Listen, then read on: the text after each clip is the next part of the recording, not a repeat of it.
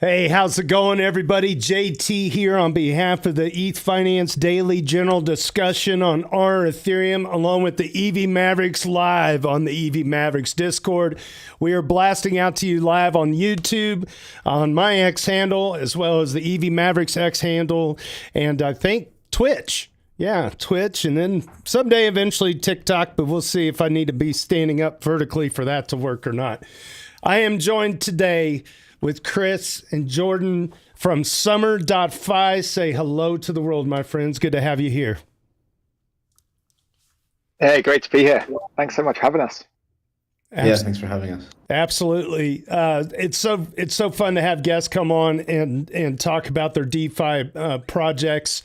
And the EV Mavericks actually introduced you guys to me. Between Ben Broad and Treebeard, I believe, are the two people that brought to you guys to our podcast. And we are very, very grateful that you could join us for our 106th episode. We have officially crossed the 2-year mark on this podcast. And all of us kind of, were born out of Reddit. I don't know if you guys were ever on Reddit at all. Let's start with the Reddit community real quick. How did you find out about this podcast?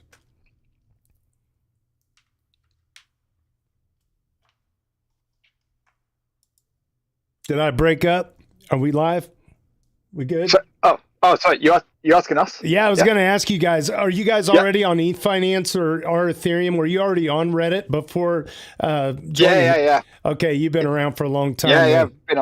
Been there since 2018. Back in the early days of Maker and things like that. Oh my gosh, that's so cool. Yeah. Jordan, same with you too. Yeah, definitely. The more so in the older days, it was more of a place to discover what was going on in DeFi, or it was even before DeFi was a thing, really, back then. And you could get some really good info on there for some really knowledgeable people. Still, I guess. Yeah. Yeah. Yeah, and we noticed that there was a big trend of people leaving Reddit to go out to other places such as X, previously Twitter's when it all kind of started. And so we have a real goal to curate that Ethereum community and make it big and bold again. And we've got some ideas about making an AI FUD bot that's going to be funded by the EV Mavericks. And part of that training for that model is going to be born out of Reddit. So we definitely encourage you guys come into our daily general discussion and share anytime you want to about summer.fi. So let's pivot now to summer.fi. When did this begin and what was the inspiration for it? Chris, I'll ask you that first. Yeah, so summer.fi, like in the app itself, has been around since 2019. It was originally called Oasis.app. The default front end for the Maker protocol actually started off in the Maker Foundation. Oh, really? Back then, so it's been a long journey with multiple iterations since then. So Mariano Conti, like those days back. That's it. Exactly.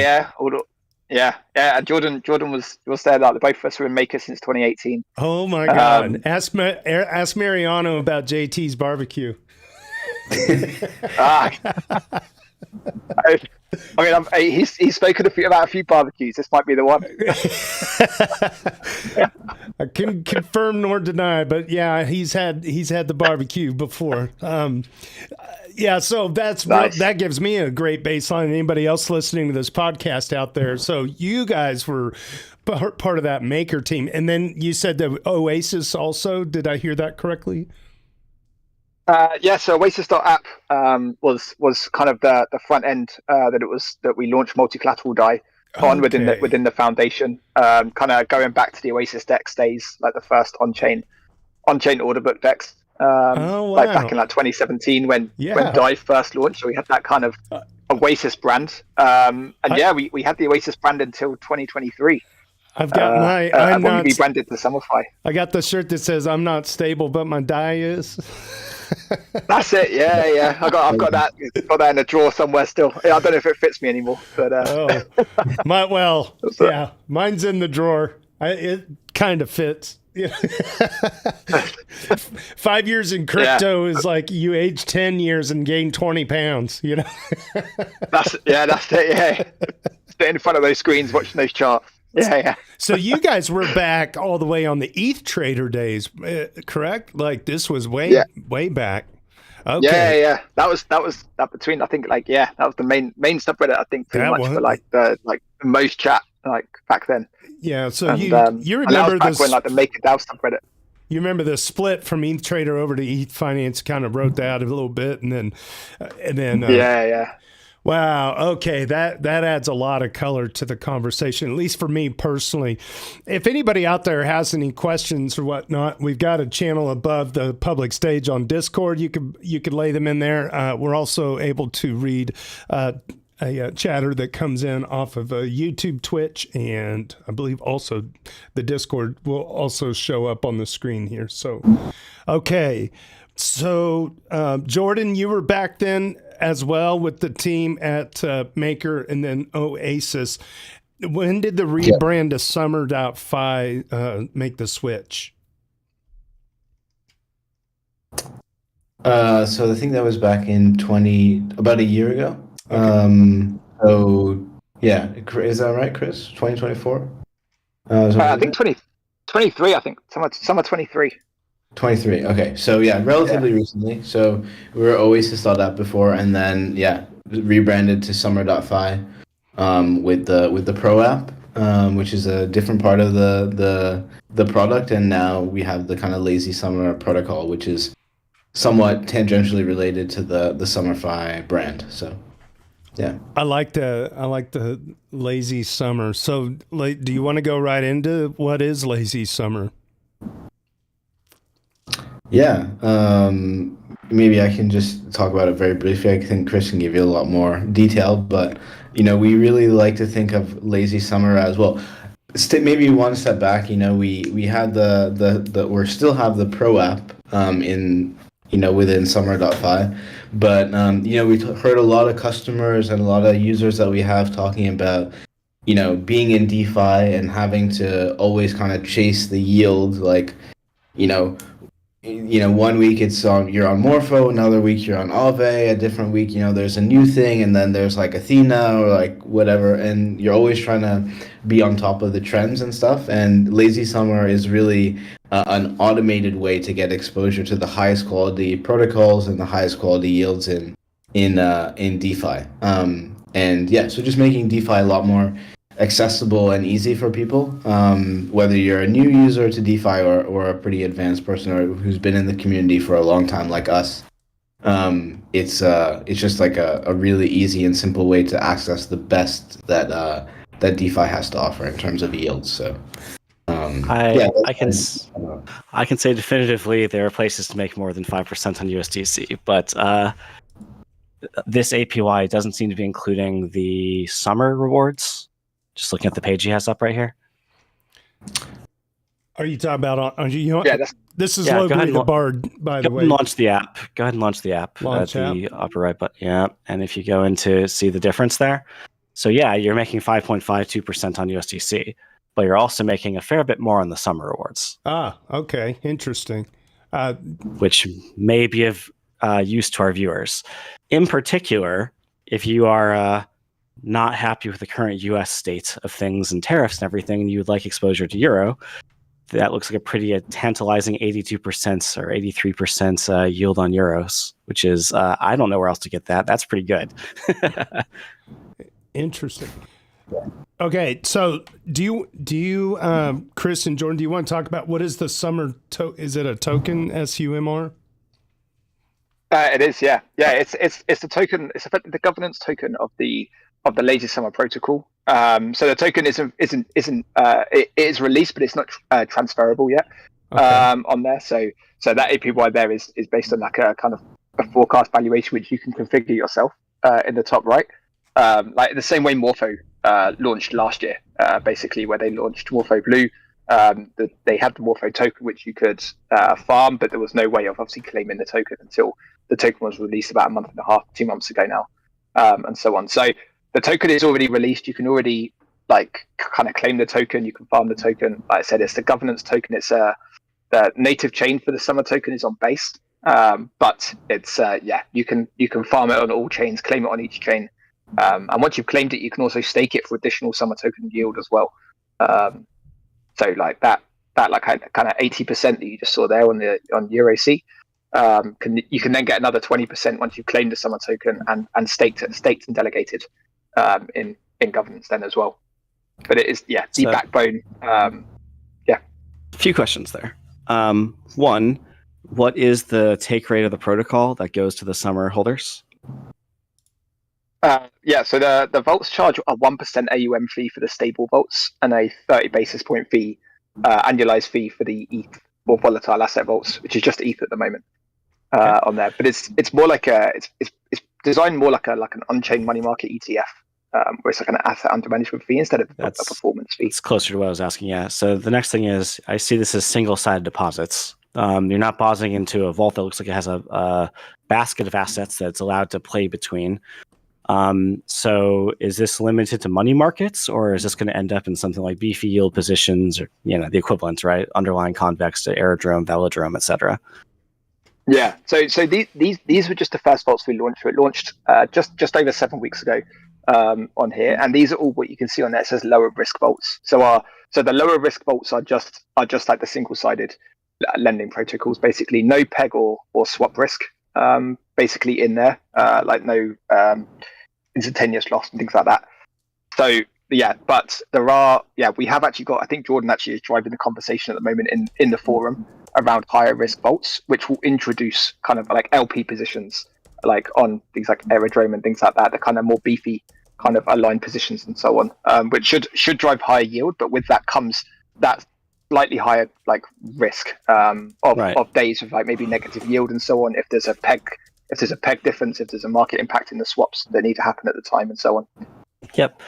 So I'm going to draw a parallel here to Tokamak's auto pools. Are you familiar with them?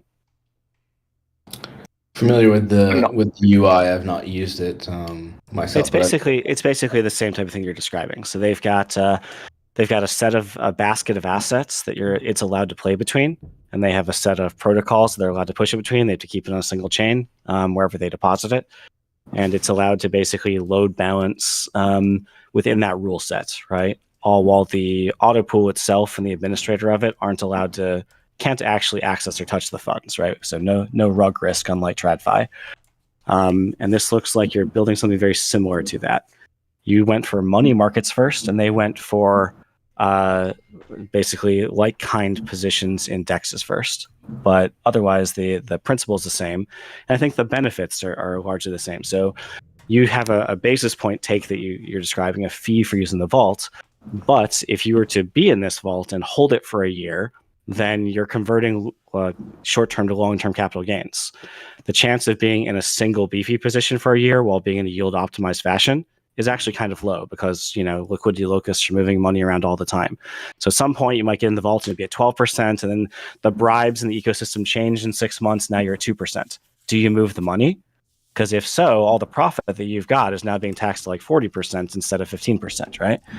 So it's not just being lazy. It can actually be very smart lazy to use something like summer.fi, because you can actually have a higher take-home rate of pay after taxes due to having less economic activity.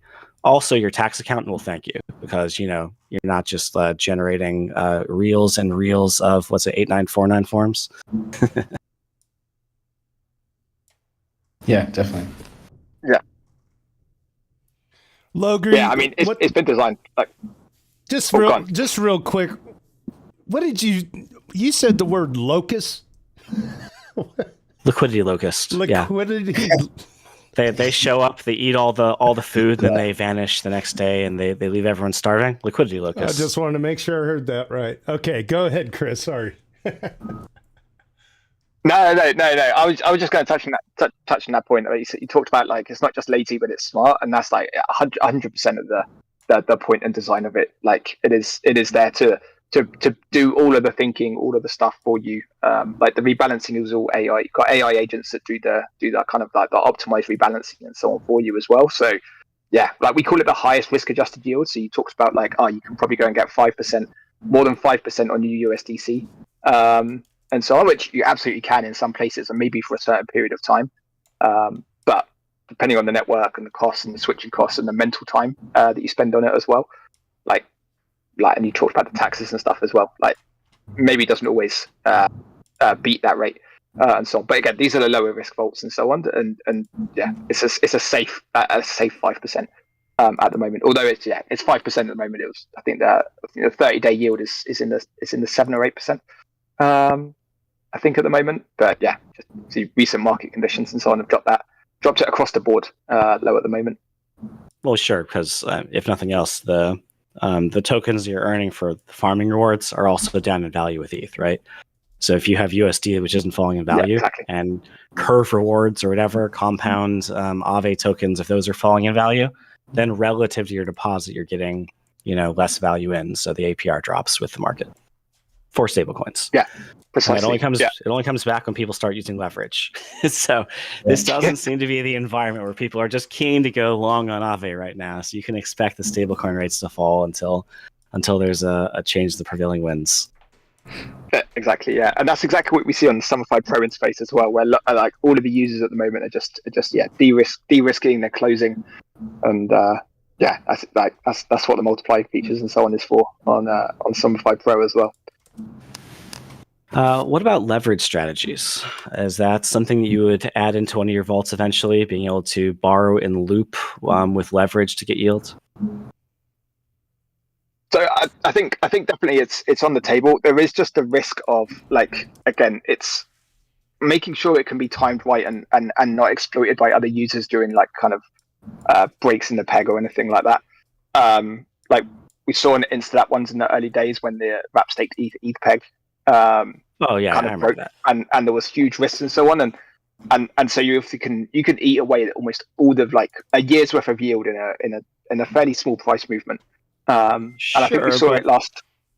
Sure, but I mean that is going to be true for even low leverage numbers. But the degree of leverage could just be a vault parameter, and you can let people choose their own risk. You basically have a market-based structure here, right? So if you want to, I'm just asking, like, team priority. Are you going to go down the route of something like Gearbox enabling leverage, but now in a lazy summer style, where there is less need to manually keep your own positions at maximum APR? Yeah, I'll let Jordan talk about it because he's actually talking about that in the forum at the moment.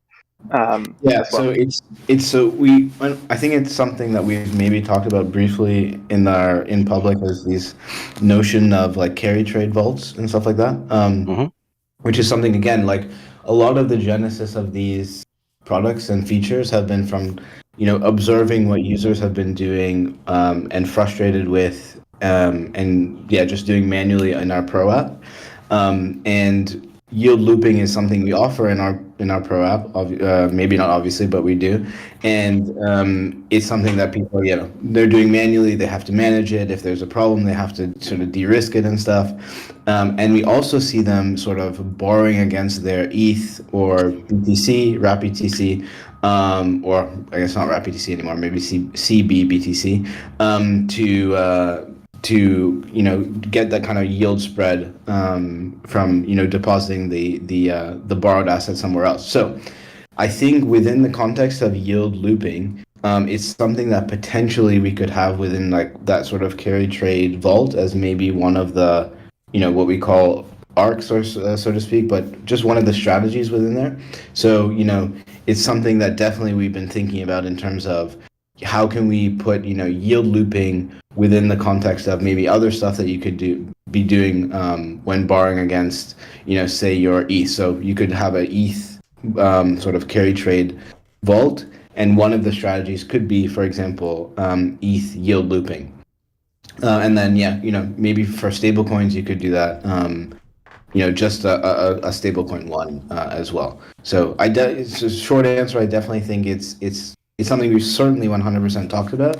It's just a matter of, how can we do it in a safe and reliable and high quality way? Because, it's at summer with the, you mentioned the 5% yield. One of the reasons why we started with the low risk or lower risk stuff only as well is because, we need to be able to say, hey, it's going to be safe, it's going to be reliable, and our users can really trust it first before we just do the thing that is going to be, the most high yield and bring in the most amount of users in the short term. But it's all about sustainability. It's all about really high quality for us. That's why we've been around since the earlier days, basically. I So love it. a more measured approach. Yeah, I like that. Be more measured, especially in a climate where there's so much grift and scams and everything like that. It's like, yeah, just I mean, I honestly do very little DeFi because I feel like it just seems like over time there's just so many things kind of buckle and turn in the churn of the storm of volatility, and especially at a time like this, but I'm sure Logree's probably got a method to capitalize. I do have a method. Lazy summer is for you. Lazy summer is for you. That's what I'm talking about. I was like, I like the word. I like that. In my next gen tokens post, I called this style of protocol a yield bearing indexer, or a yield bearing indice. And it's basically a layer that sits on top of something like Beefy or something like Urine Finance from the previous generation of DeFi. And now it's just offloading some of that mental load. Now, you're saying that you're plugging in an AI. That is a double-edged sword, right? The good side of the sword is, of course, it can run all the time, right? It's you don't need Jordan to get online because the market started to turn and then unwind some leveraged position before the worst of the DPEG happens and affects users, right? So keepers obviously are the executor at all times, but now you have something able to drive the policy of the keeper from the AI perspective, right?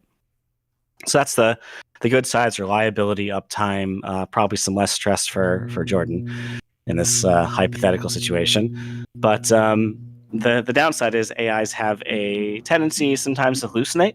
They themselves are not the most reliable thing, not the most trusted thing, certainly.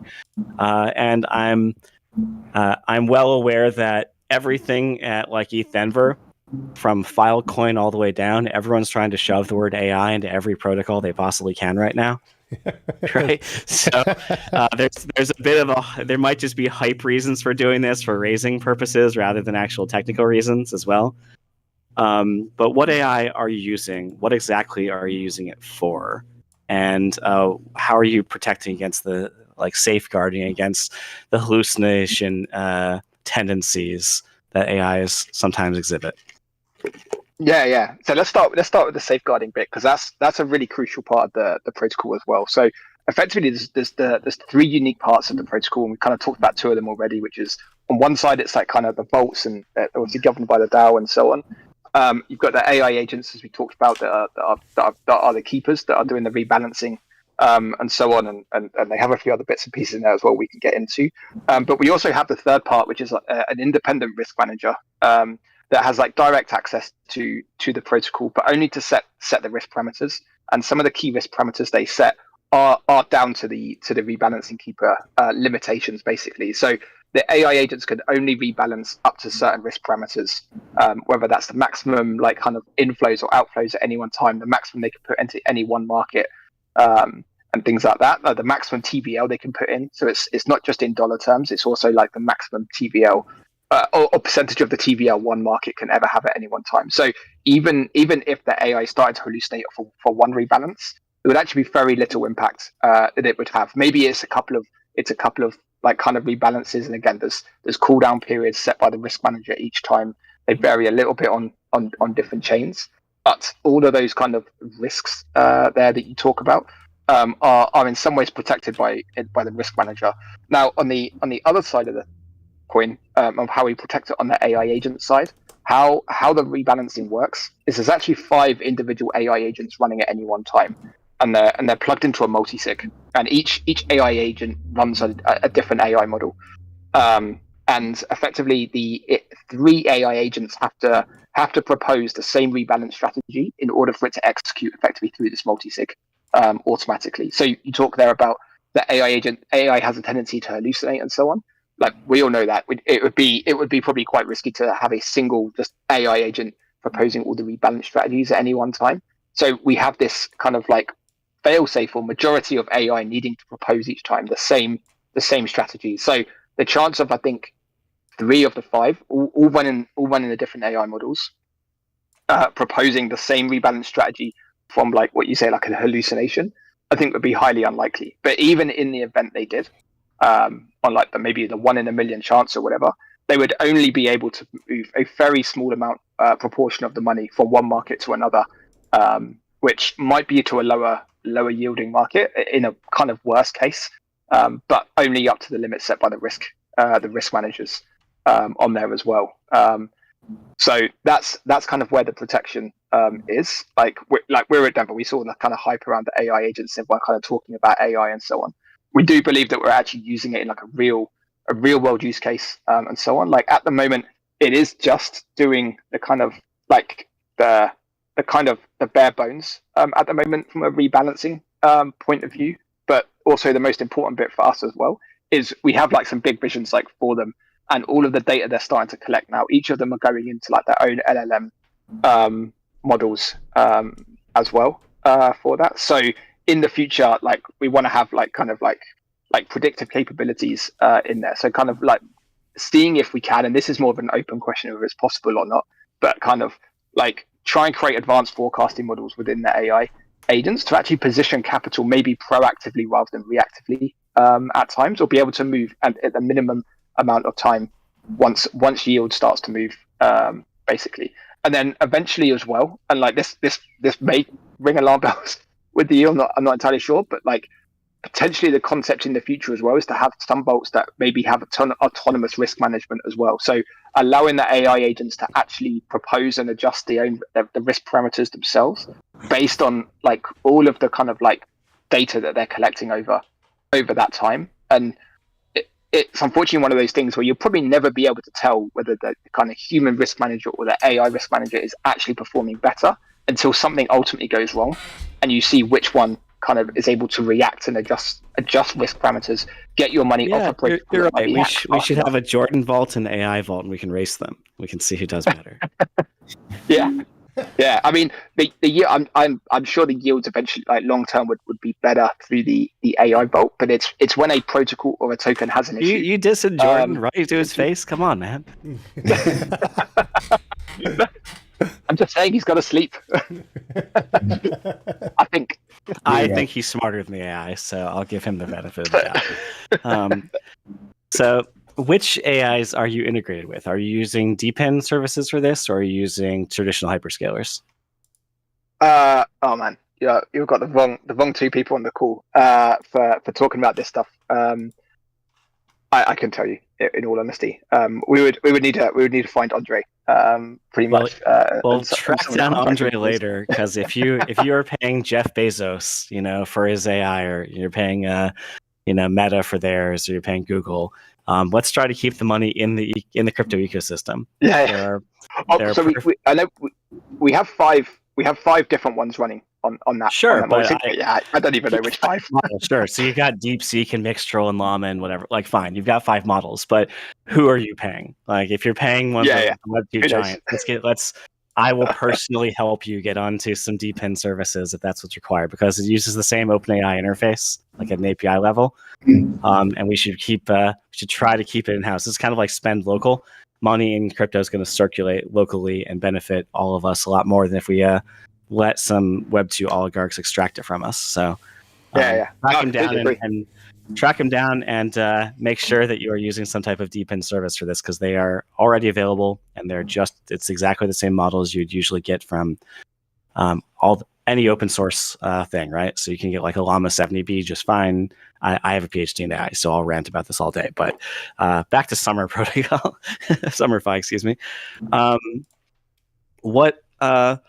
So we've covered a few things that might be coming next, one of which was going to be vaults with IL, probably for like-kind assets first, then maybe leverage looping within those IL, like-kind assets. Are you going to go for volatile vaults, like an ETH USDC vault at some point, or is that just going to be too high risk, too out of scope? Certainly not the priority for now. I'm not sure what Chris thinks. I personally don't see that anytime. I'm not sure there's that much demand for it, frankly. People just, if they want to hyper manage that, they're probably not going to put that to an AI. So I think I'm aligned with you on that perspective. Yeah. And I don't think we've seen it. For example, there hasn't been a huge demand with the like I think there's maybe Gelato or Arrakis maybe managing the tick ranges in Uniswap v4, I think, and I haven't seen that really pick up a lot. For example, so yeah, I'm not sure. Yeah, for me, the more edge case one that is interesting in the not very similar vein, but it seems more interesting to me is kind of like the pendles and those type of fixed and variable rate markets that could be somewhat interesting, but that's also, I think, farther down the road. But that seems more plausible to me. Yeah, I think the key for like kind of what products, what vaults, so on are coming next is we are trying to build for the users that are not yet using DeFi. Like that is our core focus. Like a lot of the people using DeFi today, like don't necessarily need something like the Lazy Summer protocol. Like a lot of them can use it, and a lot of them are using it, and so on, and it is helpful in there. But in reality, like when we talk about onboarding the next like 100 million or like 500 million users and so on, like yeah, I think strategies that include like the kind of like ETH USDC kind of positions and things like that aren't going to be needed, as you said, and it's actually building simple products for users that can be easily integrated into the apps they already are today. Because I think in a couple of years' time, when we're trying to onboard those next couple of 100 million users or whatever, they are not going to be necessarily, they're not coming in using protocol front ends, for example. Like DeFi is going to have to be integrated into the apps they're already using today. And that's a core part of the design, like kind of philosophy. I kind of hate that our best hope at the moment for growth is to hope that Wells Fargo or whatever takes, grandma's savings account and like yeets it into DeFi and steals all the yield from her, and that's how we're going to get adoption. I hate that status. Yeah, well, I don't necessarily think it's like necessarily like that, and I don't think we're necessarily talking like Wells Fargo. And I think we could talk about like new kind of like fintech apps and so on. But I think if we look at anything and how adoption is, like users don't necessarily move particularly easy. But when we talk about the mainstream users and so on, and it's very hard to get them to move their money from where like they've probably held it maybe for 10, 15 years or so into there. So I feel like that's maybe the harsh reality, and that it's kind of like the question is like, yeah, do we want the industry in the space to grow? I mean, to some degree, be your own bank is very philosophical advice, but not very practical for about at least half the world's population. Right? Yeah. 100%. Yeah, and even I'd say like even 10% in reality. So, practically speaking, I know that we're going to need people that are going to provide a traditional password, username, full recovery, centralized approach to key management, etc. Kind of take, but then link into DeFi backend for yield sources because we have better yields. Right? Yeah. It hasn't been diluted yet. I think one thing to just add to that briefly is that we're really just we want to meet users where they are. And so today, if you're a new user and you want to go to the Lazy Summer front end on summer.fi, you can do that, and you can manage your private key, or you can have a self-custodied wallet there and do it all yourself. But at the same time, if you want to in the future be in let's say like a neobank, like kind of like Robinhood or something like that, you can do it there. Or if you're an institution and you want to kind of plug and play into the Lazy Summer protocol, you can also do that as well. So I think the notion of just meeting users where they are so that we can really respond adaptively to wherever the growth comes from, I think that's the main thing. So if that comes from Web 2 and integrating into Web 2, we can do that, and that's probable, I think. But also, if something happens and everybody decides to become their own bank, as you say, we can satisfy that as well. Yeah, so. I was just going to ask you about that. looking macro, at least in the United States, have you seen a shift with any institutions, or do you feel like the regulatory environment is going to allow a lot more people like certified financial planners to add this to their toolbox for their customers? I think so. Yeah, from some of the conversations we've had, I think we're not quite there yet. Like there's still a few things that need clarification, like just how it's going to be treated, even how stable coins and so on are going to be treated. And there seems to be, like, from some of the conversations we've had, maybe some hope that maybe is cleared up by the end of the year, which would be hugely positive. And I think then we could actually start to see some huge inflows and so on. There's obviously a lot of talk, like, constantly around, like, all of the world yield is coming on chain over the next kind of 5, 10, 20 years, however long that kind of takes. But that is the kind of direction that we're heading. And it's a matter of when, not if, I think now. And we're just going to make sure that I think design products, whether that's protocols or the apps or the app layers for that they are still going to be usable for ordinary users, whether they're using protocol front ends or not. Like whichever way, shape, or form that is. I think, like, when we look back in 2018, and the idea of like replacing the current, like, old financial system with something that's more, like, transparent, modern, new, fit for everybody, and everyone plays by the same rules, then I think that's still the kind of journey we're on. And our belief, like, strong belief, is it's something like this product. That is the sort of thing that, like, everybody can use. Everybody pretty much has, well, everybody that's got a bank account has savings in one capacity or another. Even just if it's, like, for a few days or weeks or years and so on. Like, everyone knows the concept of savings. Everyone understands the concept of savings. And at the moment, the banks are, like, just taking all the money and giving us like peanuts in comparison. This allows the end user to take the majority. And what they don't take is ultimately fed back into the wider ecosystem to build even better tech on top of it. You know, I feel like so much of the adoption, I'm just speaking, you know, globally, not just Summer, but also just the use of stable coins. If you can get the retailers off of the tit of MasterCard and Visa and the ease at which people can spend, you know, money using their services, and somehow get, you know, USDC or whatever stable coins as a very common, easy to use, tap to pay situation. I mean, people can quickly discover that they can get all the better rates than their local bank or their national bank or international bank. And on top of that, they could sip those dividends of that yield to, you know, when they go to swipe at the store, things could feel like they're less expensive to the merchant too, right? So the merchant could also, I don't know, I just feel like there's a tipping point where the velocity and the speed of the common sense of this whole thing are gonna, like, snap, like, you know, like galvanize at some point. Just at some point it has to happen. And it's like, of course, the narrative is the price of ETH right now and so many other things going on in the world. We're kind of being distracted at that.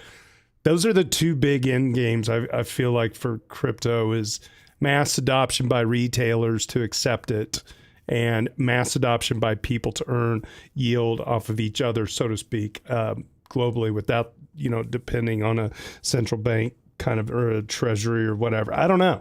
I don't think that we're ever going to get mass adoption and people using it like a credit card, specifically because they lose their phones, they drop them in toilets, they, you know, give them to leave them out unlocked. And when you have real money on reversible transactions at stake, right, that people are doing irresponsible things with their technology. So, you know, as I was saying before, I think Be Your Own Bank is kind of reckless for a lot of the population. That said, I think that having a withdrawal option from a bank to a blockchain keeps you honest. Right? Having an escape hatch forces a certain amount of honesty, and because it creates arbitrage opportunities, basically. Like, if the bank is too predatory with the rates and we lower the friction enough, then someone is going to come along as another bank and offer just a higher rate than the bank next door, and, you know, that's going to basically force a fairer rate to the end users and savings accounts over time. but it comes from basically making the adoption of each of the banks easy enough that you can stand something up and compete with them, and provide a traditional experience while doing so. Right. Let me approach it from a different angle. Let's I don't know if this is technically a better way to kind of express what I'm trying to say. And I know not your keys, not your coins, but something akin to a credit union that could at least hold a portion of your funds in summer.fi on your behalf. If you're a low technical consumer, Bob and Alice could still get better yield at a credit union using a DeFi protocol, but then like also retailers accepting stable coins could also participate in that kind of that credit union environment. I don't know if that's a good analogy or whatnot, but to your point, Logri, the self-custody thing is a problem. And also not your keys, not your coins is also kind of a real problem too. So, but these tools do exist for the wandering adventurer who wants to participate and try to break out of that cycle a little bit. The highest paying wedding I ever did, I accepted Bitcoin for it. And that was like in 2016, I think. And it's like, I still accept crypto, but nobody pays me in it, but I haven't widely advertised. What I did was I offered a discount to my customers. And I just said, hey, if you pay me in Bitcoin, I'll take off $100 or whatever. And it kind of incentivizes the use of, crypto. I should probably spin that up again. I got a great idea. I'll take $100 off. I'll accept your USDC. I'll put it in summer.fi. And I'll leave it there, and I'll pay the taxes, and I'll just let the interest rebuild that tax payment and the discount over the course of time. Hey, there we go. Yeah. Now we're talking. Now we're talking. Someday I need to give you my rant on the Logri loan system, JT. Okay. It's beautiful. It's way better than what you just described. Okay. Well, I'm sure it is. In an evil kind of way. Yeah, this is that was just a pothead thought experiment from a guy who doesn't smoke weed anymore. That's how bad it is. That was a shower thought from a guy that hasn't taken one in 3 days. No, I'm kidding. Hey, do you guys want to help guide me through some kind of a demo just for shits and giggles? I've got... Yeah, certainly, yeah. Okay, so I've got two websites plugged in here, pro.summer.fi, okay? And then there's also the Lazy Summer. Which flavor should I do? I think let's do the lazy summer. It's a lot easier and much easier to explain as well. Okay, yeah. So on base, I have some USDC. Looks like I have 375 USDC. So let's do all of it. Now the question I have, okay, so this is that says Arbitrum, right? I'm gonna go real slow because I'm basically Bob. Okay, so we're gonna go slow here. So this says Arbitrum. So I want to scroll down and find the base, and this appears to be the base. So just quite literally, I click on that, but do I need to deposit token first? Yeah. And it says deposit. You can do it, or you can just click. Yep. Or you can just click view strategy. If you can just click on it again as well, and it'll take you to the strategy page. Okay. You can actually explore a little bit more here. Okay. Good. So this says 30-day APY 6.7%. The current APY is 6.52%. The assets in the vault just under 10 million. And then you can look compared to others, historical yield. And then what is this vault exposure panel about? So this is at any moment in time, this is in real time, exactly where that $9.99 million is currently deployed, earning you that yield. Wow. Okay. So that's like a combination of all these different other vaults and protocols. And if you click view more, you can actually see all the different markets that are added there. Goodness. So these are all the possible markets, the real time APYs on there as well. And then just below that, you've got the rebalance activity then as well. So you can actually kind of see here, like in real time again, like 56 minutes ago, it was like 65,000 roughly moved from Stakehouse to Gauntlet. You can see it was like just a little bit before that as well was another 65,000. So you can see it actually gradually moving money over, and moving money between the different ones, basically. And Summer's handling all this, correct? Yeah, that's the AI. That's the AI power keepers that are doing all of that. The kind of AI completely power automatically. The power keepers versus the locusts. That's what I learned today. I like this. This is good. Okay, and then these are people that are like withdrawing amounts, and this was like a deposit. Okay, yeah. View all depositors. Neat. Wow, and you can just go right down the list and see. Okay.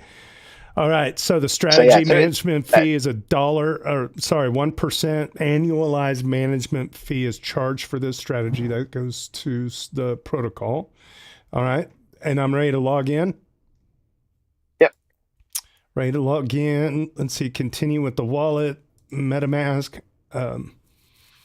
connect, and then see if it comes over. Does it pop onto the screen there? No, it looks like we're already connected. We don't have to sign anything yet. Or do we? So you can just type in the number above, and that should allow you to. Okay. We're just going to do it all. And so on the left is the preview. So it kind of shows you what you're expected to approximately make over the next. Well, you've got 3 years selected there, but what you could end up with. So in 3 years, you could have $517. For example, is what it expects the median. And again, some of that goes into the kind of the forecasting that we talked about with the data going into the AI keepers, with forecasting the return based on I think it was up to 9 months worth of data previously, and then obviously since the protocol launched as well. Excellent. So if I deposit $375.45 today, after 30 days, that'll grow like $3 or so. Almost $4 after pretty much 30 days, and then that'll self-compound and blah, blah, blah over time. Okay. So I'm going to preview that. Agree and sign. And then the MetaMask fox jumps out and snatches me in the ankle. And then over here on the lattice, let's see.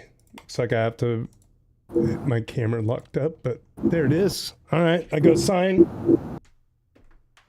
So you're just signing the terms and conditions at this point. It's just the first time you've used it. Got it. Okay. USDC, approve USDC. So now I got to approve the USDC contract. I hit confirm. And then it's going to push over to the lattice again, and you can see that the contract address. Now, the cool thing with the lattice is I could technically go in and make custom labels for all of those, to where the contract label, the address would have its own label, and the approve address label and all that. Hit approve. And that helps prevent man-in-the-middle attacks, but that's another lesson for another day. Come back over here. For anybody just listening to the podcast, I'm just walking through a transaction of getting some yield on some USDC on base and summer.fi. All right. Now I hit confirm on the actual transaction request. This is going to be interacting with, let's see.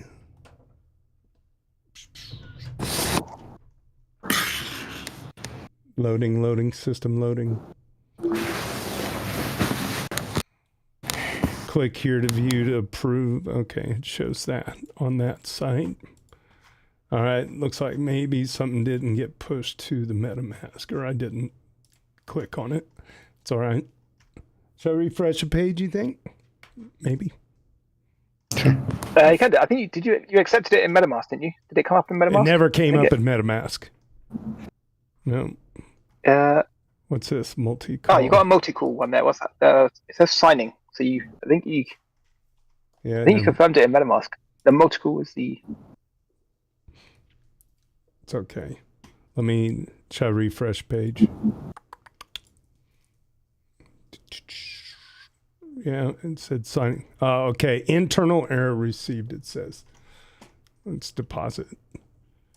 Do it again. We'll do it live. All right.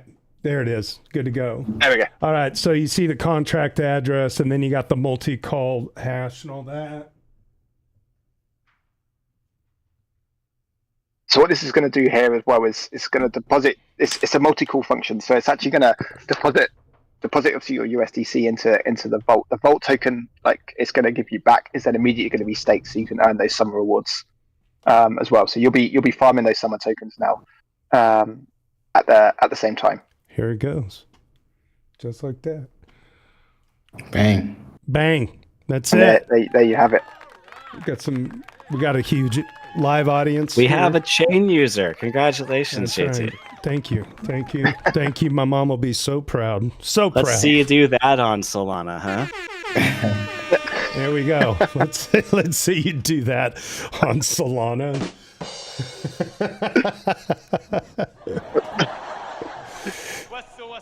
All right. Always nervous with live demos, but that went pretty smooth. Yeah, it did. Thank you. Wi-Fi demos never work that well. So yeah, congratulations. Yeah. No, it's always fun. I mean, you can see like where we're headed. The way that this experience and interaction would have gone in terms of like gas fees and just like overall user experience, even like 3 years ago would have been much different. You know, like how fast I feel like we're stuck in a what's that movie with Interstellar, right? We're kind of in that house towards the end, and we're just trying to see our way to like communicate how to do this stuff. But it like when you're in the middle of where we're at, because we're so plugged in, it takes a lot of dedication and time to kind of focus and pay attention on all this stuff. And so we're in the middle of it, but I'm thinking like the friction is getting less and less as time goes on. And it's getting less and less friction faster than the way that even the internet was adopted, right? Like, Yeah. shit, you think DeFi is hard. Try setting up a 56K modem so you can fire up Napster and download Smells Like Teen Spirit, you know? That was not easy. It was, you know, when I was like 8 and doing this, right? It was all about porn. Come on. Yeah, that's true. Well, motivator. Smells Like Teen Spirit was a euphemism when I was 17. So. Oh, shit. Go ahead.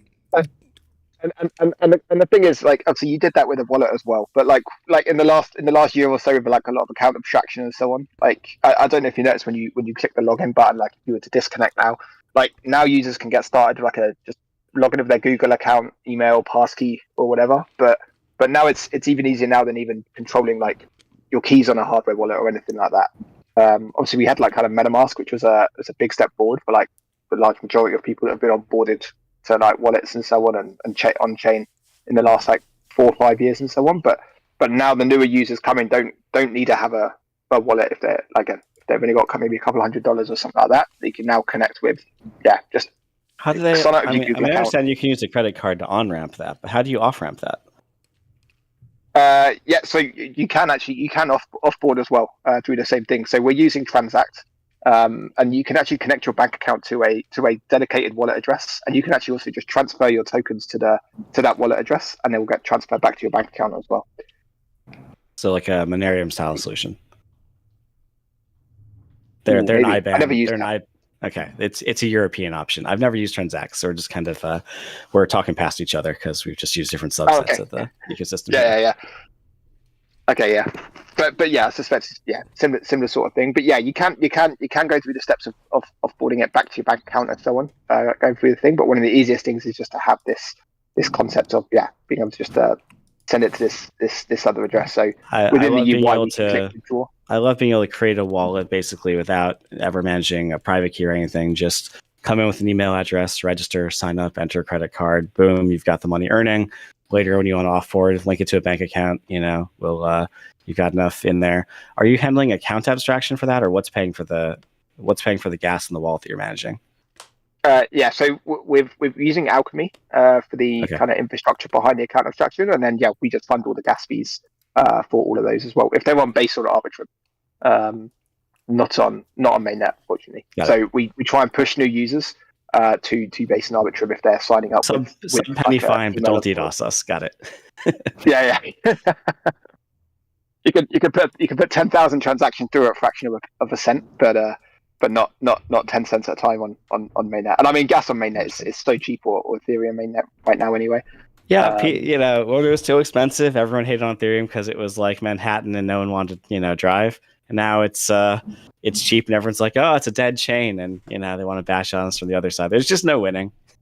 Yeah. No, of course. Yeah. I mean, like it's crazy to think back to like 21 when it was like in like $150 transactions, and I was like, I'm in business. Also, I will say in 2021 I was a happier man. So. Yeah, well, it was especially days like this and stuff. I'd agree with you, but we ain't dead yet. Yeah, it's come a long way. Hey, what was I was looking at the wallets you could use to sign in. I did not notice Rainbow Wallet. I'm trying to get Rainbow Wallet to communicate with the Lattice team to get the Lattice going on Rainbow Wallet, because I think a lot of people like their user experience.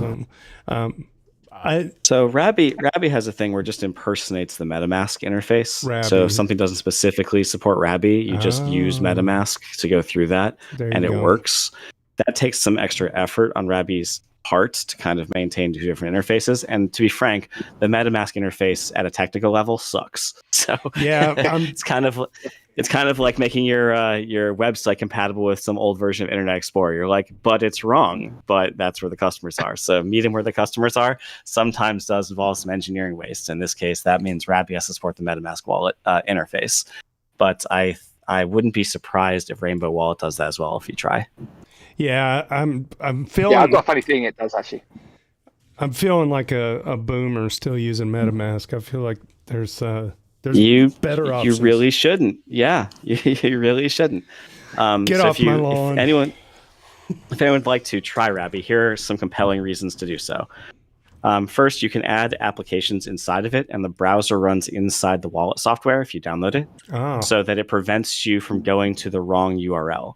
Your wallet will physically refuse to load the URL from some random page that you click, some random link that you go. No one can kind of spoof the URL by changing an I to an I with a hat or something, and then get you to a fake front end and take your funds. That's one basic thing, right? That's so nice. once you've established that this is the URL, for this is the domain, it'll just protect you from going to anything else but that. And you can add as many of those as you want, but it gives you it allows you to go about your day-to-day if you're not interacting with a new website with a lot less caution. Another thing is the transaction simulation functions on there are quite sleek. And they can say, oh, this is a contract you've never interacted with before. You have to explicitly approve that. And then once you've approved that, you can ask, should I have to approve that for amounts under 10,000 or 100,000? Or when do you want us to flag it again? You can control those settings. So you can kind of basically manage your ATM withdrawal limits or equivalent for your safety on your wallet. From within Rabby. So again, you go about your day-to-day with a lot less stress of I clicked approve and now all the USDC is gone. Well, maybe the wallet should have helped you with that, right? And then obviously other transactions where it shows you the side effect. You can see all the ERC20s in, all the ERC20s out. Make sure that's kind of what you're signing up for. If it shows all the money going out, nothing coming in, maybe take another look at that. I'm not saying it'd be wrong. Things like Alchemix, you deposit the money there and then they don't give you a return token. That is a viable design in certain use cases, but maybe you should slow down, right? When you see that and at least take another look, right? I love it. So all those reasons and also I've just had several websites where I go to use, I was Clima's migrating onto Base this week. And so I was pulling some old Clima from 2 years ago. I mean, at one point it was $10,000 worth, and now it's $18 worth because Clima. But nonetheless, welcome to crypto. So pulling my $18 of Clima out, right? And MetaMask just failed to work on the website, and Rabby worked out the gate. So there are several examples of that where just Rabby functions and MetaMask has not for whatever reason, and I don't have to figure it out. I mean, I could, but that sounds like hours I'd rather go use and make money, right? So I just didn't have to figure it out because I just tried Rabby and it worked instead. So we got to get compelling reason. We got to get Rabby on the podcast. Here's the end game. For sure. We get Rabby on the podcast. We prove how good it is because we do another vault on summer.fi on that live stream and sign on the lattice as if it thinks it's MetaMask or something. I don't know. That's cool. I like it. Hey, well, we're at the 1 hour mark. Are you guys good on time? We've still got the second half of our show to do. If there's anything else you want to touch on with summer.fi, what's coming down the pike, or anything our viewers would like to learn about today that we haven't said already?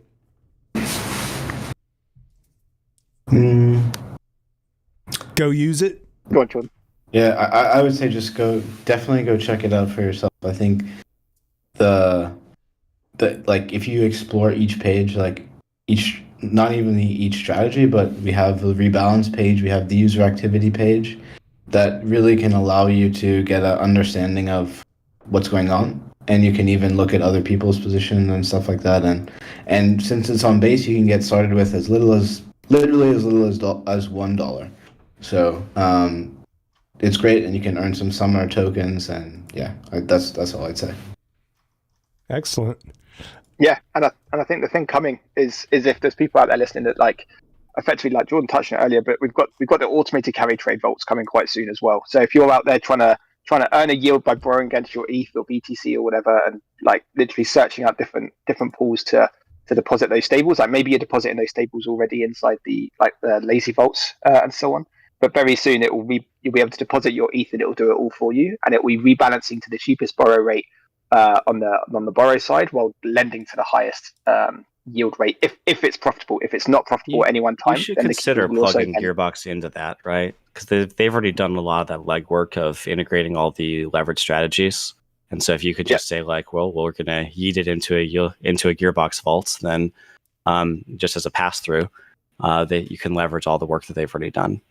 Yeah. So we already have Gearbox actually on the lending side within what we call the ARCs. So yeah, probably wouldn't be a huge amount of work to get that there. Excellent. Well, are you guys able to stick around? What I do next is I read Reddit, so you don't have to. We go over the Doots of the Week, which is like the top comments out of the daily general discussion on our Ethereum.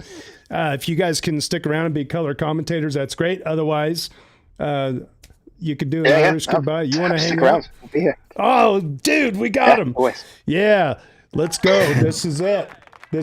So I don't know if you know how this show works, but every comment that I'm going to read over the next half an hour or so it's all user driven off of Reddit. And what we do is we have somebody that awards the best of the day and puts a top 10 of the day at the top of the next day's daily, so people can go back and get the cliff notes from the yesterday's daily. It's kind of cool. I go through and assign a point to each one of them, and then we aggregate the best of the week out of those daily doots. And we have a whole rich list and everything else like that. So with that, you're getting something like the top 10 comments of the week. Yeah, it's basically as a condensed timer. Yet again, I'm going to make JT grab a bottle of water and read a long wall of text from me. Hey, dude, I got half a coffee and a dried up limeade here. No, Sonic is not a sponsor, at least not yet. All right, let's get into it. I'm going to go straight into, we've got our leaderboard that we're going to hit first. Let's do it. I should go ahead and do our opening show notes on this, because I always like to read out a little bit of an intro as we get started on this next leg of the podcast. All right, so the Weekly Dudes live stream is all about showcasing the best of the week from the ETH Finance Daily on our Ethereum. It's a read-along reaction series, and if you want to follow along, head on over to dailydoots.com, designed and produced by our very own Hanny Abu.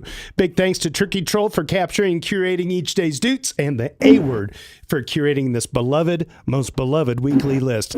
Make sure to subscribe to us on Apple, iTunes, whatever. Just search ETH Finance EV Mavericks anywhere you get your podcast. You can also mint this podcast after the show at pods.media/EV Mavericks. All right, so we're going to get right into our rich list for the week. Set one less is at 106, 696 ETH at 111, Crypto Wow Currency at 117, Ethical Trade at 118, Hanny Abu at 120, Tricky Troll at 148, Benito 2030 at 167, Harog climbing up 187, Logri the Bard at the number 2 position at 190, and at the top of the heap of the peanut gallery is Super Fizz. All right, good. Coming up, we have Ram Aluwalia from Lumina Wealth joining the pod. Cannot wait to talk to him. Tobias Schreier from Grow the Pie, Rainbow Wallet on May 9th. And then we don't have it officially announced. I'm going to lock him in. Klima is going to be coming on board May 23rd. And then the week after that, be May 20th, is going to be Ether Guild with Everdread and company. All right, here we go. Hot mic. Somebody's hot micing. All right, good morning roundup. Frank the Tank chimes in. Ethereum $10.9 at $1,804. And Hani Abu had a dismal 0.21 on the ratio. A weekly haiku courtesy of JS Tears. Ordering spirits, distillation pure merits, despite the tariffs. How does he do it, JS Tears? How do you do it? Thanks so much for the weekly haiku. All right. And we've got our crypto.io ETH. Have you guys done this before? Have you seen this website? If you go to crypto, CRY, if you're listening, CRYPTLE.io/ETH. You can play a Wordle style game on the price. And this is our ship post of the week. So what you're going to do to try to guess the price most accurately, we're going to play this one together. I suck at this, in full disclosure. If there was a shade of red darker than red, I'm that guy. All right, here we go. So what was the price of ETH on December 13th, 2019? 314. Let's type it in. Don't cheat anybody. Okay. So it was not even close. Okay. Let's see. December. So it's either going to be higher or lower. We know that. December 13th, 2019. Lower. Maybe one. I'll go 140. You're going to go 140. Ooh, getting warmer. Getting 217. 217. That's gonna be redder. Here we go. Oh man, We got to keep going down. Yeah, you gotta keep going down. Jesus, I hate this game. Well, that just shows you how much profit you've made because you're up 20x now, right? Jesus. JT, right? No. You remember my post in January of 2020? I sold a bunch because I'd been in for 5 years. I wasn't selling out of. I knew I was going to be regretting it, but I just had to do something. I just told myself when I invested, I'm going to give it 5 years and I'm going to at least sell something in 5 years. But let's punch in 100 and see what happens. Punch in 100 and see what happens. God, you're killing me. There's some comments in the chat about 80. 80? No, it's closer to 140 than it is to 100, so it's definitely not 80. Maybe 175. 175? That might be pretty close. It's his final one. Let's see. Ooh, we got 140 was the closest. 143. Man, they really want you on the button, don't they? God, you were off by 5. That was really good. Oh, it even shows you within 10. Huh. Okay. Well, we failed at mouse over text, but okay. Oh, God, PTSD. It's a fun game. That is fun. All right, thank you. I mean, outside the obvious trauma, reliving past trauma aspect of it, yeah, fun game. User Dark Matter covers a U.S. regulatory update. Let's see. User Dark Matter is a duder number 1, a first-time duder making it on the weekly podcast. From the FDIC, banks in the U.S. can now engage in crypto-related activities. And that has a link to the FDIC.gov website. Quote, crypto-related activities include but are not limited to acting as crypto asset custodians, maintaining stable coin reserves, issuing crypto and other digital assets, acting as market makers or exchange or redemption agents, participating in blockchain and distributed ledger-based settlement or payment systems, including performing node functions, as well as related activities such as finder activities and lending. Should be great for Bitcoin. That is pretty big, don't you think? I mean, that is like... sure. Probably nothing, right? Probably nothing. This will be good for Bitcoin. That's probably the right footnote. That's hilarious. Oh, man. Yeah, this should be good for Bitcoin. User Unchained Algo thinks that the current moment isn't one of the times they have doubted Ethereum's future. Unchained Algo is also a duder number 1. a duder number one making the weekly. I'm a bit tipsy, hey, and at the end of a great day, looking at the price and reflecting. I've been using crypto since about 2011, investing since 2017 when the possibilities, smart contracts, and Ethereum were clear to me. There's been some times where I've been unsure if Ethereum had a future. This really ain't one of them. Looking at the adoption of Ethereum and L2s and the remaining value potential, I'm unshaken in my belief that there is immense value in the technology. I recently traveled abroad and even utilizing fine fintech solutions, I paid an extra fee of about 1.5% for a simple transaction. And that's just on my end as the customer. I'm sure my counterparty paid significant fees as well. Imagining a future on crypto rails, I don't see how such a thing is reasonable and won't be subject to immense competition. That's just one aspect of the value proposition of blockchain and crypto.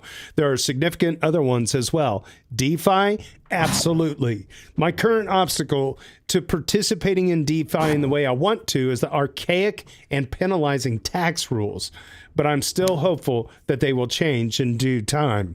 In it for the tech once more. We'll see how the valuation goes. 2011. Well, I got good news for you. Summer.fi can make your tax situation easier. Yeah. There we go. I was going to say, that's a little bit like what we talked about earlier, right? And a lot of the kind of tech advancements and stuff as well. Yeah, no kidding. I don't think that, of the people that are doubting the Ethereum price, a much smaller percentage of those people are doubting Ethereum tech. Right? There's plenty of people that are like, okay, the L2 strategy is scaling successfully. We believe in all the, peer DAS, etc.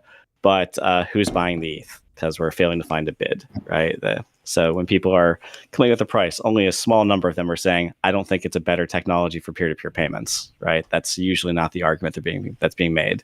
The argument that's being made is one of value accrual. 100%. Most people I talk to who are bear, a lot of people conflate, as you say, the ETH the asset and ETH the tech.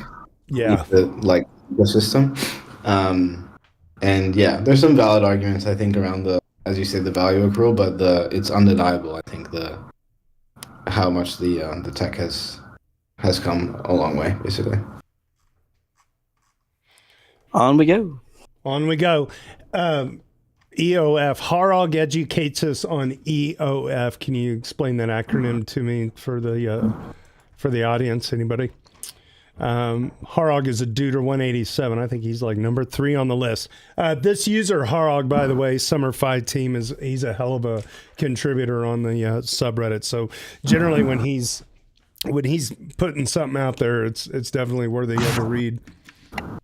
Okay, Ethereum object format, I think is... There you go. Yeah, EOF, Ethereum object format, is basically the ability to pass an object into the param on a call. So right now, when you pass in data, you're passing in it's an integer, right? It's very limited length things. And then you have to kind of build the object you want to deal with in Solidity yourself. The EOF format allows you to pass in an object, which is usually be considered a very normal thing in a programming language. And it's a giant pain in the ass in Solidity right now, just so you know. Excellent. Funny, I wanted to write something about EOF for a few days now. Seems like now is a good time to bring it all together. The first version of the post had issues being approved. I had to move the links to a separate post. Oh yeah, I remember that. As a mod, he got almost shadow banned, I think, because of all the links. First of all, EOF is not one single improvement. There are 12 EIPs bundled together. They all are around how the Ethereum virtual machine works. The most prominent one is the introduction of the Ethereum object format, or EOF version 1, which gave the bundle of EIPs their name. All these changes are on a very low level, deep down the Ethereum stack. So most people will never directly touch it, but these changes have influenced the layers above it. Only very few people understand that the layer of the EVM stack and I am definitely not one of them. So I will try to rehash the discussion from other people. I tried to do it as well as possible, but be warned, This is just how I understand it. After the recent blog post by one of the Geth Core dev-like client and more application side of the community members, such as Romana and Moody, there has been quite some discussion again. Their conclusion was that EOF is vastly too complex to achieve what they want to achieve, and there are a few easier shortcuts one can take through the compilers without having to change the EVM itself. This would mean less risk.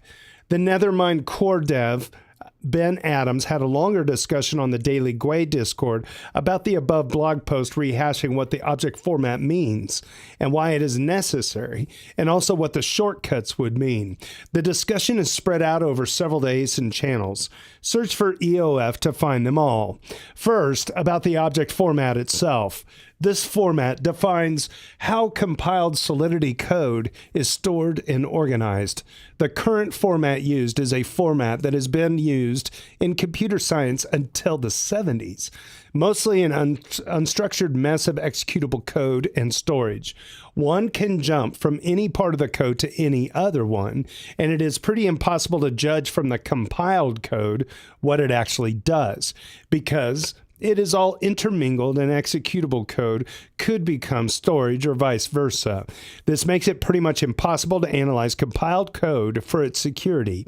For more than 50 years, we use a more structured format to store binary code. This makes programs more secure and easier to reason about. So, EOF is a way to bring the lower level of the EVM to the modern era. He says that even the opponents of EOF agree that if the EVM would be designed today, they would change the EOF to a modern format as proposed by the EOF EIPs. Now to the specific points brought up in the above-mentioned blog post. For Ben Adams, the proposed solutions are just additional hacks, which make the EVM more complex, add technical debt, and do not solve any of the things EOF was set out to solve. These hacks also bring risks in itself. So, they will have to write more code and more tests to make sure these are safe to use. He assumes these would take another year to ship. This would collide with the other EL improvements on the roadmap, EPBS and Fossil. So these suggested EOF changes would probably never ship. He also argues that the gains from canceling EOF would be minimal as the code has been written and the tests have been implemented as well. He argues that there has hardly been any EL change tested so thoroughly. All the time has already been spent to make sure the EOF is as safe as possible. Any change to it would just cost more time. He agrees that changing is a risk, and it is a big change. But compared to all the code-based changes in Nethermind since the last upgrade, Denkan, EOF is only a small fraction of all the changes. And he agrees they are in a critical part of the code. There is also a recent blog post by the Besu team about their stance on EOF. In short, they say nothing in the above-mentioned blog post changed their view on EOF, and Fusaka should include it. They say an additional pay opcode should be added to mitigate a smaller issue with EOF. The Solidity Lang group also published a blog post 2 days ago making the case for EOF. This one is very detailed. If you're on the technical side, have a look at it. They also are all for EOF as it improves tooling, formal verification possibilities, transpilation of code into different VMs, and overall code verification. This has a lot of benefit for devs, L2s, and also for client teams. They also say that it is still too early to ossify the execution layer side of things just yet. My overall feel from these posts and the ACD calls is that only a small subset of core devs and community members are against it. Currently, it only seems to come from Light Client, a Geth core dev, and the former strong opponent Marius Vander, I'm going to screw his name up, Widgen, another Geth core dev, is now indifferent. Every other core dev seems to be at least indifferent or very pro to include EOF in Fusaka. They see the risk, but are confident that the risks have been tackled properly. The discussions I have heard in the ACD calls were mostly about smaller tweaks to EOF. When I look at I do not see a compelling reason to be against EOF itself. There might still be good reasons to tweak small things here and there, but the overall package seems to have broad support. All right. Thank you, Harog, on that update on EOF. I don't know if anybody has anything they want to chime in on that. Same pretty thorough to me. Next Level Fantasy shares the ENS Octant public goods funding round on DeFi.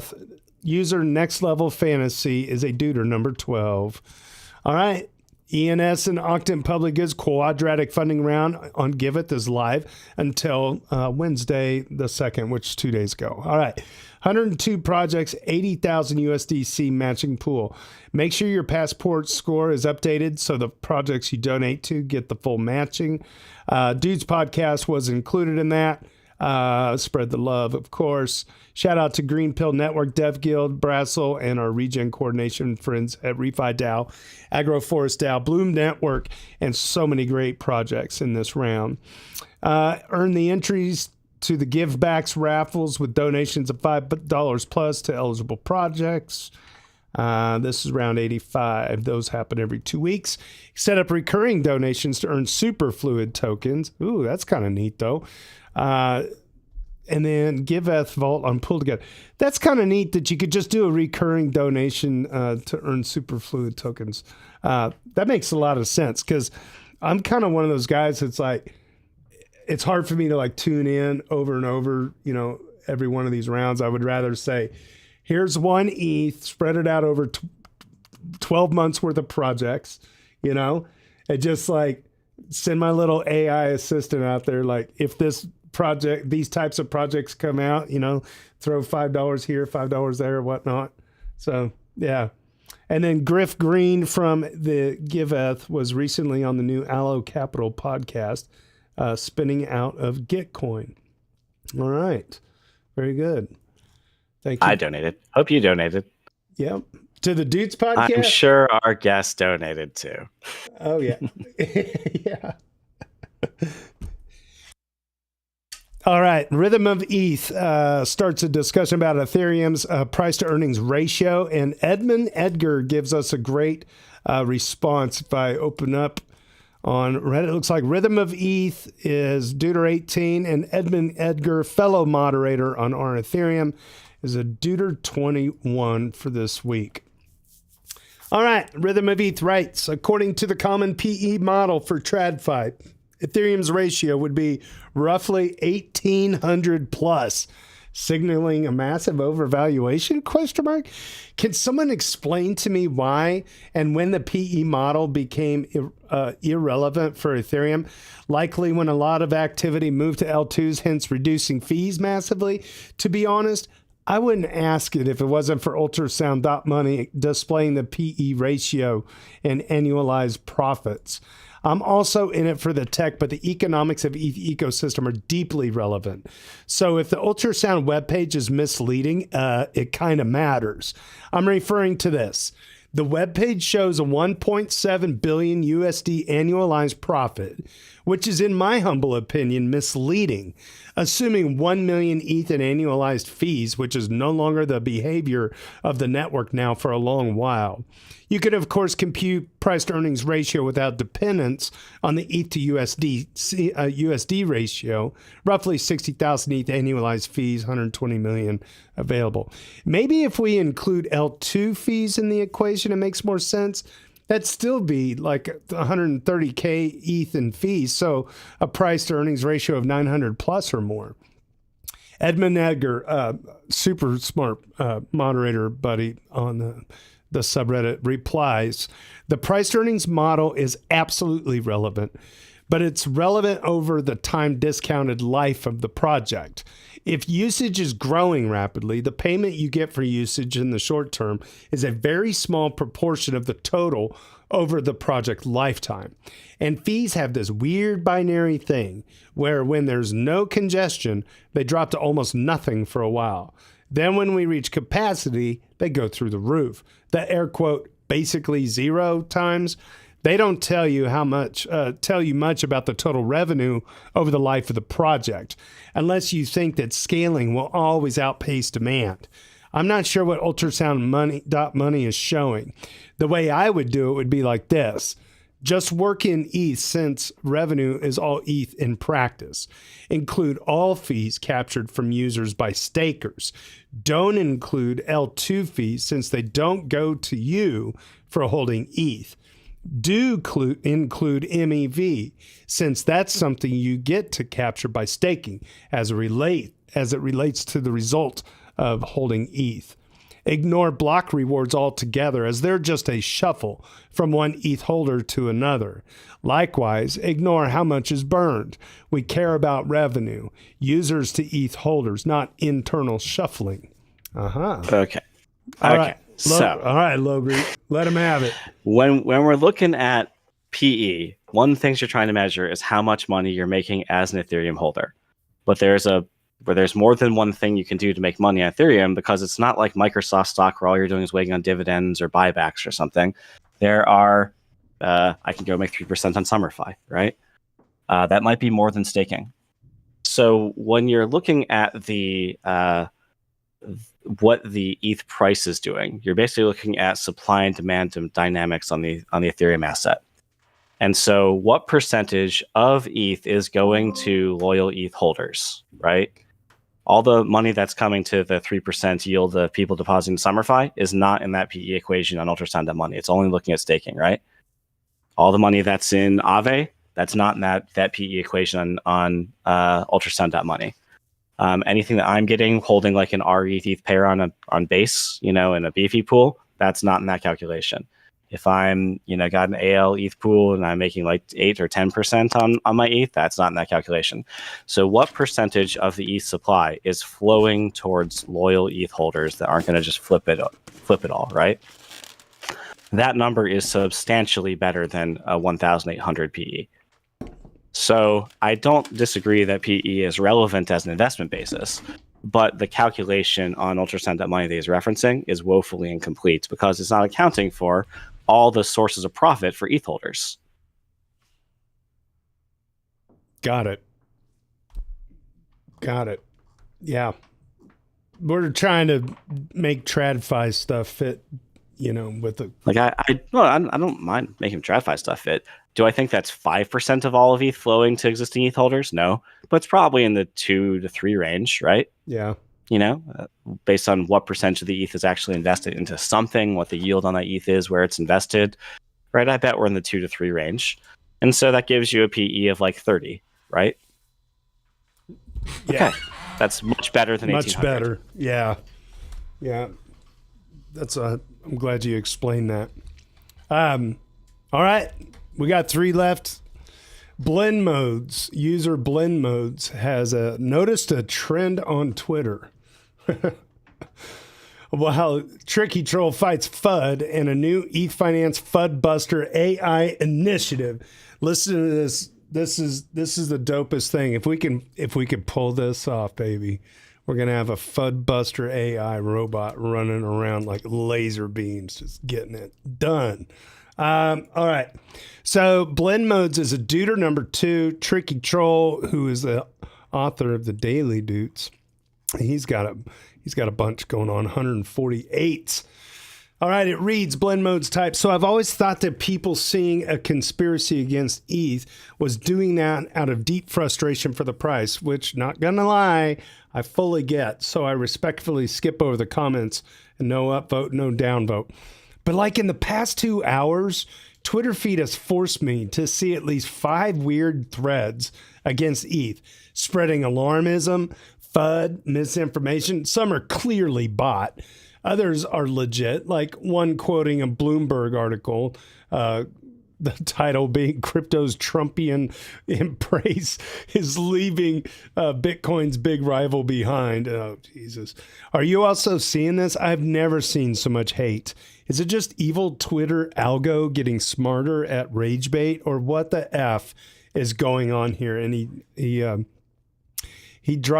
like, okay, Tricky Troll response. Let's open these up here. X canceling. Let's see. Mike Dudas. Yeah, Mike Dudas stuff where, he's fudding crap, and then Tricky Troll is trying to respond. Sorry, it's kind of blocking, but he's responding, trying to correct the FUD, right? Okay, so then I'll go on. It take the same time. My reply is that accepted. Okay, let me read the first tweet that he brought up. It takes 3.2 seconds to read this ad, and it's an ad about Solana. The same time it takes for Solana to process 195,000 transactions. Okay, all right. Except, Tricky says, except that includes vote transactions in those transactions per second states. How dare you? All right. So vote transactions, also known as attestations in an EVM context, are not real transactions, and other networks treat them as such. Solana is making an apples to oranges comparison, but hey, Solana being misleading is also expected. This is Sparta! I'm looking forward to have a bot do this explaining for me. This has motivated me to get off my ass and write the post I've been putting off this week all about the ETH Finance bot. In my defense, I've been sick. Okay. So let's see. This is day 2 of the ETH Finance FUDbuster AI fine-tuning series. Okay, so he made this post. Do you know how to fight the FUD and educate the crypto normies? If you have any way to answer questions such as this, ETH is inflationary with no supply cap, so it is not viable as a store of value asset, unquote. If you know how to respond to that, so we've got a link here on Reddit that you can respond to it, or he's got a comment thread going on. And if you reply to it, he's going to start training what the community on Reddit says in response to a series of questions that most often come up on X or wherever else as FUD. So we're building this thing. I think Logri, I don't know if you want to expand on this. I think you got the basic idea. We need a training set for the AI. We want to get the best, credible, and most professional, succinct, informative, least refutable responses we can to the ETH FUD, and then we want to train an AI on it, and then we want to serve that up as an open source model owned by the EV Maverick DAO, and pay for inference, so people will be able to add it on like Twitter, and it will respond in the same way that Grok would respond with the best community content we can get. So we're trying to get everyone, like Howrog is very technical and is good at responding. I'm sometimes good on tokenomic matters. I responded to this particular one that you just showed about the Ethereum supply cap. But we need people every day to kind of jump into this challenge and give us your best FUD response. This isn't just going to be you answering one piece of FUD one time. This knowledge is going to be replicated and help Ethereum in 100, 1,000 different responses. So it's a very high, value activity to put a couple minutes into it on a day. If you see a question, you know how to answer well. And we're going to take the best of those. We're going to curate them. So I talked to Etherealize about this as well. If they can, if they have questions that they see, they're going to help us build a question set that they're running into from institutions or people in the circles of institutions that are competing for Ethereum mindshare to get them they're going to help us sort the best questions. We've got a network of people through ETH Finance or through Crypto Twitter and other organizations I'm part of that are going to help us with generating answers. We're going to generate the training set, and then I'm offering some off-hour card usage to train the model itself. And then we'll make it open source, and then we'll see what we can do to get it hosted and integrated with the various social media platforms. I was like doing this flex. So Chris and Jordan, hey Logri, tell them how many cards you have. SETI AI has about $6 million of H100s. They're not my personal cards, right? It is a pretty serious racehorse, though. So if you want to do some serious things with AI, guys, I did tell you that DPIN has the cards, and I personally can onboard you to some of those if you are using a hyperscaler. Talk to me later. Yeah, let's connect afterwards. Yeah, that's fun, dude. Can you imagine like an Ethereum bot that anybody could like summon on Twitter or whatever, and it's trained, and it's just got all this massive compute that really helps it generalize the best. I don't even think we have to recreate the wheel. I mean, it could just be, this may be what Tricky's already doing. It's like, all you got to do is just go look at all the, and you feel like there's this he started with all the doots. He started with all the doots, and then we're trying to add prompts in front of the doots, like where there was a relevant thing it could reply. We have to come up with, this is kind of like Jeopardy. We have to come up with a question, so we have to come up with what it's going to respond to, but we have someone pontificating on some good matter, right? And then from that, we're going to fine tune down to much more concise and the least refutable information we can possibly provide on that, right? Citations included. I love it. Hope it's great. I think it's fantastic. I get excited. All right, here we go. We got a Logri the Bard banger for the week. I'm going to get my condolences. I'm going to play a little music, take a drink of coffee here.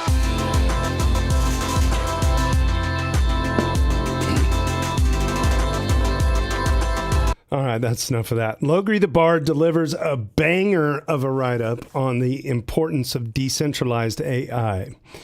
AGI is the single most expensive venture humanity has ever undertaken. The total investment happening in AI per year is greater than previously monumental undertakings that would span a decade. Going to the moon cost about $200 billion in today's dollars. The total cost of the U.S. highway system was about $600 billion in today's dollars. Private investment in AI from the various tech giants is already in the trillions and is accelerating. NVIDIA made $130 billion in revenue just in 2024. Meta is investing another $65 billion in 2025 on Llama.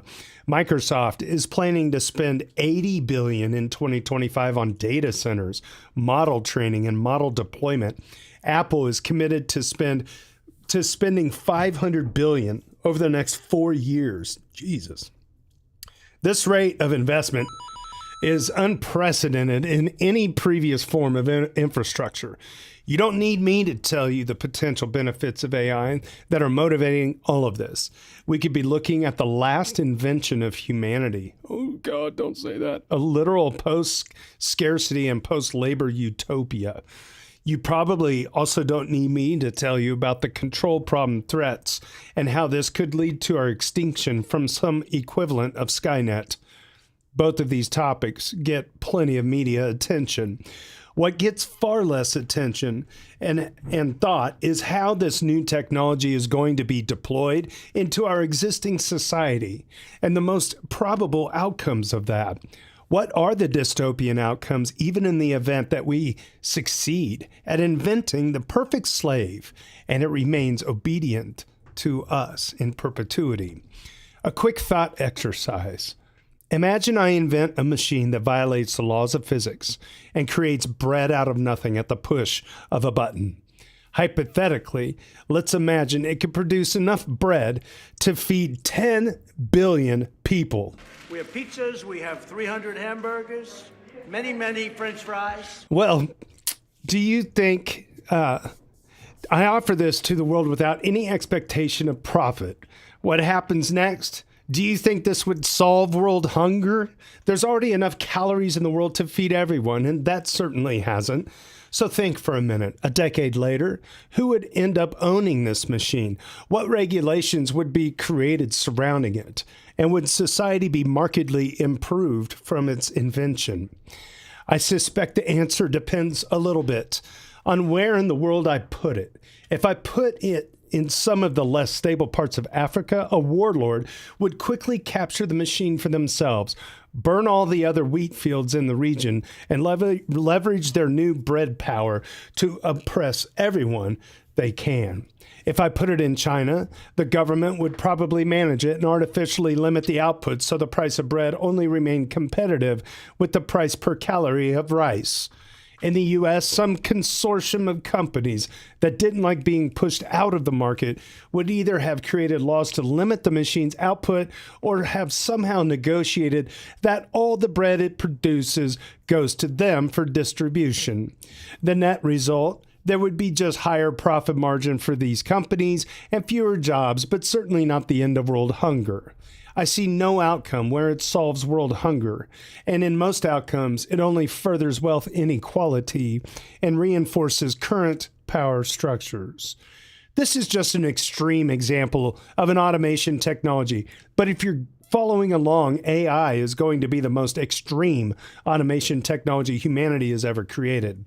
If you didn't like your own answers to the thought exercise above, you probably aren't going to like the most probable outcomes of AI that is made a wholly owned by for-profit company. Sorry, I misread that. If you didn't like your own answers to the thought exercise above, you probably aren't going to like the most probable outcomes of AI that is made and wholly owned by for-profit companies. This answers the ownership and management question posed above with the most dystopian answer possible. For-profit companies do things for profit. How are these for-profit companies planning to recoup this unprecedented infrastructure investment and receive a positive return on investment? I don't think you're going to like the answer. Let's turn to history for some recent examples. How did they monetize services like social media or entertainment in recent years? As a consumer, you are either paying for the service or your attention is being monetized to pay for it instead. Broadly speaking, this is the difference between subscription models and advertisement models. Advertisement models can take many forms, but generally they make profit by distorting the biases of the consumer on behalf of the advertiser. If you search on Google today, you'll get a list of like 4 promoted search results before you get anything real. If you search for a product on Amazon, the quote, Amazon recommended quote search result isn't recommended because it's the best product. It's recommended because it's the product that's the most convenient for Amazon. The same strategy is going to be applied to monetizing AIs. The tech giants have already learned that people would rather receive free biased answers than have to pay for honest, unbiased ones. So naturally, that's where they're going to start monetizing these models in the next few iterations. Right now, the biases of the AI are thankfully rather obvious. If you ask any of the frontier models to tell you a racist joke or something, it will respond with some version of, quote, I'm not allowed to. Now, you and I are both well aware that there is enough material on the internet and its training data for it to have an actual response. So when you get that response, we know we're talking to some company's HR department instead of some statistical amalgamation of data from the internet. However, next-gen biases are going to be less obvious and far more insidious. When a bias is obvious, it doesn't overly affect us. Subtle influences over longer periods of time are far more effective at influencing us. So that's what these tech giants will eventually turn to. Subtle but persistent biases for sale to the highest bidder. However, unlike in previous iterations of Web 2, they won't be limited to selling a product here or there. These AIs will be our companions with access to intimate details of our lives. As we give them broader and broader directives like, quote, entertain me, unquote, they will use the ambiguity in every answer to steer the mind share of our entire civilization. In Web3 terms, they are buying layer 0. They won't just be selling products to the highest bidder. They'll be buying democracy and automating your job. Of course, the answer to this is to create AI that shares your biases instead of their biases, and to only use their AI for tasks without ambiguity that value can be extracted from. Yes, there will be a price tag on this, but the cost will be more transparent and less Faustian. The goal of decentralized AI is to create a technology stack that enables this. You will be able to build your personal agent that can automate every skill you have and represent you in every digital domain. And you will have the freedom to do whatever you like with that agent, whether you wish to monetize those skills or simply rally communities who share your belief system. This is kind of important. It's time we start talking about this here. I love it when a plan comes together. Go team. Nice job, Low Green. Nice job. Nice job. Lots more to come on that topic, but many months. I'm gonna need an AI to help read it. It's good.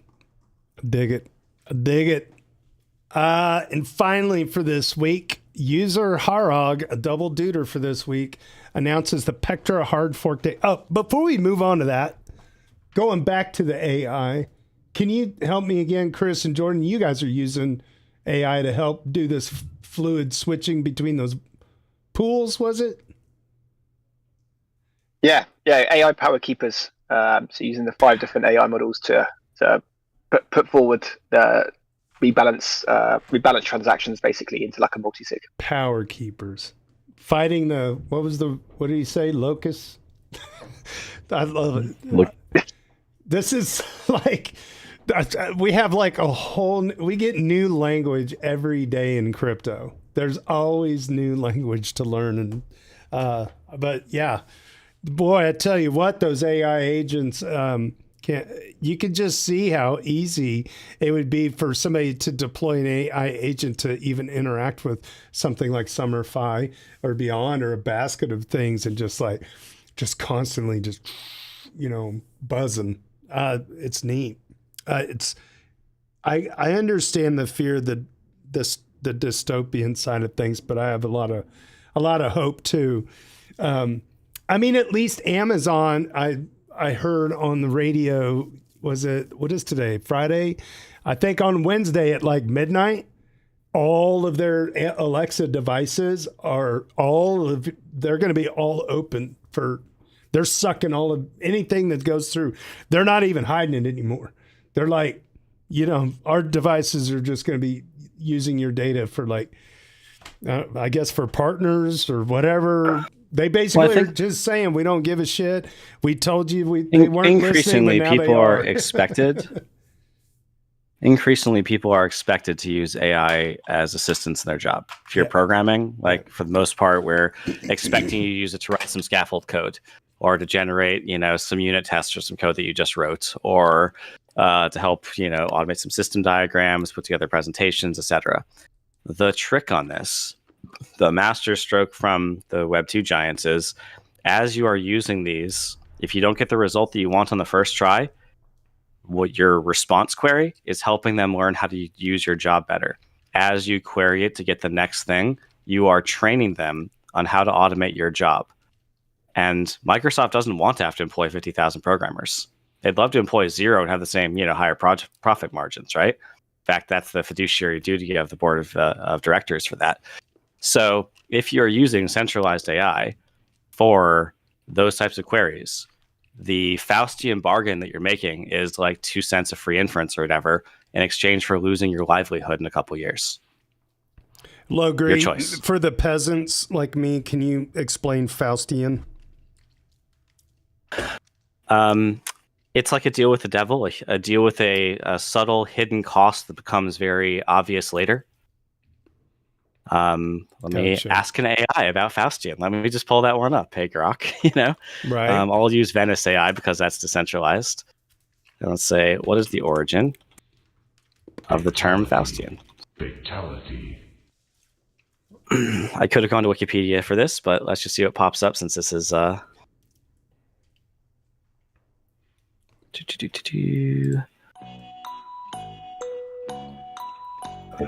It is only available to pro users, it said, so I need to change my model. Hold on. I got this. I'm not upgrading to pro. I'm a cheap bastard. Legend of Faust, a character from German literature. Of course. He sold his soul to a devil in exchange for knowledge, power, and success, right? The most famous version was written by some dude in the tragical history of Dr. Faustus. The term Faustian has since been used to describe situations, behaviors, or individuals that involve a similar bargain where someone sacrifices their moral principles, values, or long-term consequences for short-term gain, power, or success. It implies a sense of hubris, ambition, and willingness to take risks that may ultimately lead to one's downfall. I'd say I nailed the context. Yeah, you did. I heard that name before. I was trying to remember where it came from. So Germany, interesting. All right. User Harog rounding out this week, the Pectra hard fork update from the ACD call. The Pectra hard fork is now finally scheduled for May 7th. The Lighthouse client team found a consensus-breaking bug last week, which they fixed before it got triggered. Nevertheless, they were a bit shaken that they did not find such a bug earlier in the development and wanted to shift the Pectra upgrade a week to go through their code base once more. That is why it is now a week later than was discussed in the last call. Client releases will come out around the 21st of April. Enough time for everyone to upgrade. Well, thanks so much, Chris and Jordan from summer.fi for hanging out for the entire call today. That was amazing. Thanks so much for giving us an insight on summer.fi. I'm looking forward to watching my vault grow over time. And I hope more people jump into DeFi sooner than later and give it a whirl. It was easy for me. You should try it too. All right, there you go. So thanks everybody for subbing around here, smashing some bells, hitting that like, maybe give us a comment, tell your friends to come hang out with us again. Stick around after the live stream because we continue the party in the hotel lobby on Discord for a bonus hour of popcorn. It's a fun place to let loose when the parents aren't watching on YouTube. Hi, Mom. On behalf of ETH Finance Daily General Discussion on our Ethereum and the EV Mavericks DAO and our boys from summer.fi, my name is JT. Cheers and big hugs from Kansas City.